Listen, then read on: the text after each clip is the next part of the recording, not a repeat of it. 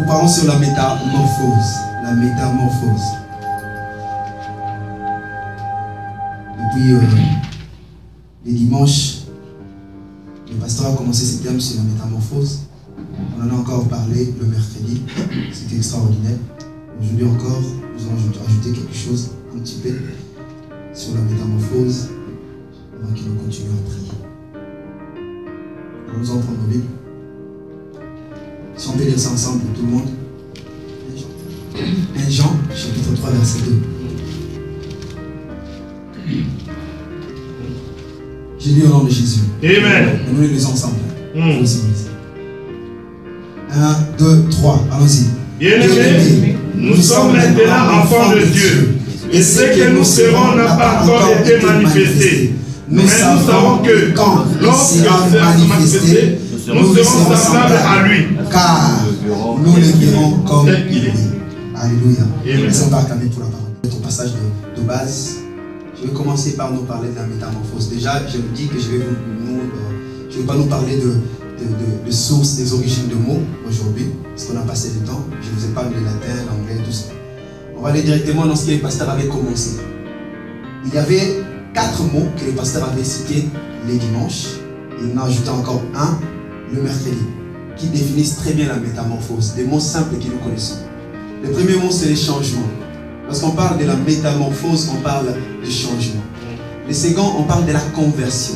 Lorsqu'on parle de la métamorphose, comprenez qu'on est en train de parler de la conversion. Convertir quelque chose. Troisièmement, on parle de la modification. Modifier quelque chose. Métamorphose veut dire modifier. Quatrièmement, la transformation.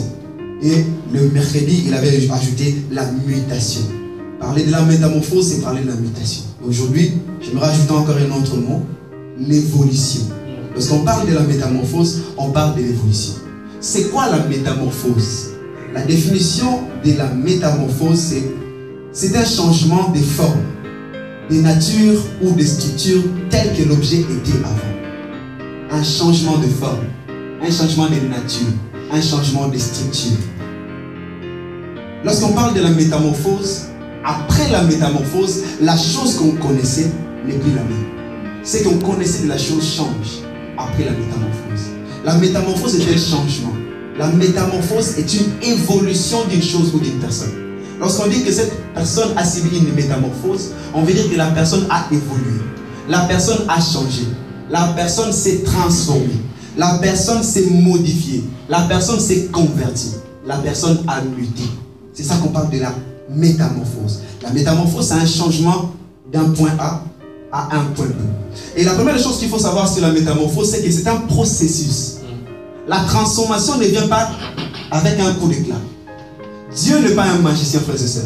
Lorsqu'on parle du changement, lorsqu'on parle de la transformation, on veut dire que Dieu va commencer un processus où il nous prend quelque part pour nous amener quelque part. Est-ce qu'on a compris ça? Amen. C'est comment ce qu'il faut savoir, c'est la métamorphose ou encore le changement ou encore la transformation. C'est qu'avant de commencer une métamorphose, il faut avoir une maquette. Une maquette, c'est un exemplaire. Lorsque vous prenez par exemple, lorsqu'on construit les routes. Nous venons tous d'Afrique. Lorsqu'on veut construire une route, on commence premièrement par faire une maquette. L'architecte est là, il nous le dira. On commence par faire une maquette. La maquette, c'est l'exemple de ce qu'on va construire. Ce n'est pas encore construit, mais on montre déjà l'exemple. On dit cette route que vous voyez, plus tard, lorsqu'on va finir de la construire, ça sera comme ça. C'est la maquette. Donc avant de parler de la métamorphose, sachez déjà qu'il y a une maquette selon laquelle la personne qui sera métamorphosée doit ressembler. Il faut avoir un exemplaire. On ne peut pas transformer une chose pour le faire devenir rien du tout.